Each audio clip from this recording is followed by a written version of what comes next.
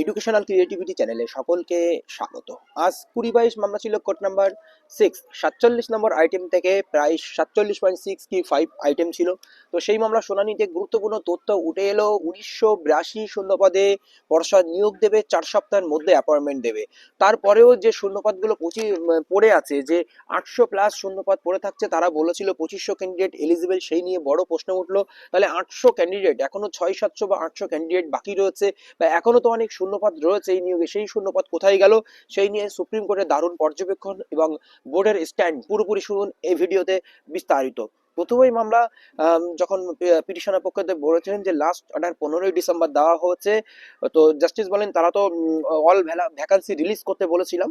তো তখন petitioner advocate পাতোয়ালি sir বলেন যে হ্যাঁ, problem is solve, state release the vacancy. তারা বলেছে 3 সপ্তাহ বা 4 সপ্তাহের মধ্যে নিয়োগ দেবে, এটাও আমরা জেনেছি। তখন বলেন যে আমরা বোর্ডের এই যে কাজ, এতে আমরা অবশ্যই খুশি হয়েছি, কিন্তু আমাদের প্রবলেম কি এক জায়গায়। পাটোয়ারি স্যার বলেন তারা শুধুমাত্র 1982 ভ্যাকান্সিতে তারা মেরিট লিস্ট পাবলিশ করেছে, অবশ্যই 1982 জনের জন্য খুব ভালো, কিন্তু তারা এর আগে 2525 জন কি 52 জন এরকম তারা এলিজিবল বলেছিল, এখন তারা 1982 জনের দিল কেন? এটা মানে কোর্টে আজ বড় প্রশ্ন হয়ে উঠলো যে কেন 1982 জনের দেওয়া হলো, যে বাকি জনের কেন দেওয়া হবে না? কারণ তাদের কাছে শূন্যপদ তো প্রায় 2800 টাইপের শূন্যপদ ছিল এবং 2500 জন এলিজিবল ছিল। তাহলে 800 শূন্যপদ কোথায় গেল, বা 2500 এলিজিবল ক্যান্ডিডেট কোথায় গেল, তাদের কেন দিল না? এই প্রশ্ন কিন্তু সেখানে উঠে এসেছিল। কিন্তু এখানে না দেওয়ার অনেক কারণ রয়েছে। যদি কাট অফ নিচে নেমে আসে, তাহলে আনঅ্যাবজর্ভ 5% অ্যাডিশনাল প্যানেলদের দিতে হবে। ওই জন্য তারা ইচ্ছা করে এটা কিন্তু কোর্ট করেনি, বোর্ড করেনি বা স্টেট করেনি, যেটা মূল কারণ। কারণ একটা ইগোর লড়াই চলে আসছে, 5% মামলা, আনঅ্যাবজর্বদের মামলা রয়েছে। এটা করলে যদি কম্বাইন্ড প্যানেল করতেও পারে 800 জন, বিষয়টা আলাদা ছিল।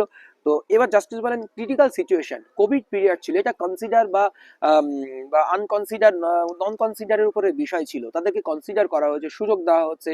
কিক অফ দ্য রুল আমাদেরকে মানতে হবে, তাদের কাজটা করতে দিন, তারা তো নিয়োগ দিয়েছে। কিন্তু ওই যে পিটিশনারদের পক্ষে যে তাহলে তারা 2500 এলিজিবল বলেছিল, তারা এখন 1982 জনে নিয়োগ দিচ্ছে, বাকি জনের কি হবে? তো এই প্রশ্নটা বারবার পিটিশনের পক্ষ থেকে তুলে ধরেন এবং বোর্ড বলেন যে আমরা স্টেট আমাদের এটা অ্যাপ্রুভ করেছে বা স্টেট এইগুলো দিয়েছে, আমরা এই নিয়োগগুলো দিয়েছি।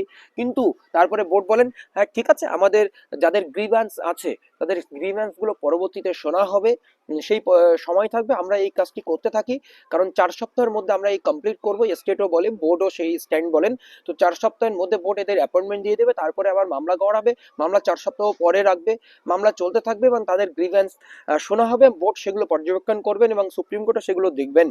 তো তারপরে আপনারা দেখেছেন মেনকা গোস্বামী ম্যাম, যিনি ম্যাক্সিমাম এসএসসি মামলা আনটেন্টেড টিচারদের হয়ে লড়ছেন হাইকোর্টে এসে বা সুপ্রিম কোর্টে, উনি দাঁড়িয়েছিলেন আজকে। তিনি বলছেন যে সেম ক্যান্ডিডেট রয়েছে, প্রায় 100+ ক্যান্ডিডেট, অল প্যারামিটার সেম, তাদের কোয়ালিফিকেশন সেম, তাদেরকে ইন্টারভিউতে ডাকা হয়নি এবং তাদের যে কোয়ালিফিকেশন সেটা নোটিফিকেশনও ছিল, তাদের কন্টেম্প পিটিশনেরও অন্তর্গত, কিন্তু তাদেরকে ইন্টারভিউ নেওয়া হয়নি বা তাদেরকে ডাকা হয়নি, এরকম একটি বিষয় বলেন।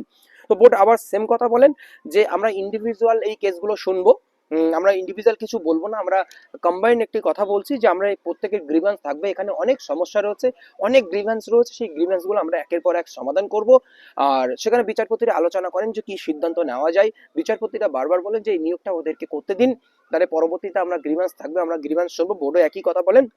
তো জাস্টিস জাস্টিস আবারও বলেন কত শূন্যপদ রয়েছে, সেই শূন্যপদগুলো তো এলিজিবল ক্যান্ডিডেট যারা রয়েছে তাদের মেরিট অনুযায়ী নিয়োগ দেওয়া হোক, এরকম একটি কথা কিন্তু তুলে ধরেন। তো তারপরে আপনারা দেখেছিলেন যে মীনাক্ষী আরোরা ম্যাম, প্রথমে মীনাক্ষা গোস্বামী ম্যাডাম, তারপরে মীনাক্ষী আরোরা ম্যাডাম, তিনিও এই সমস্ত মামলার সঙ্গে অনেকটাই যুক্ত আছে, প্রাইমারি রিলেটেড ওয়েস্ট বেঙ্গলে অনেক মামলা। সেই তিনিও বলেন যে অ্যানিমোর ভ্যাকান্সি তারা রয়েছে, তো সেই ভ্যাকান্সি তারা নিয়োগ দেয়নি।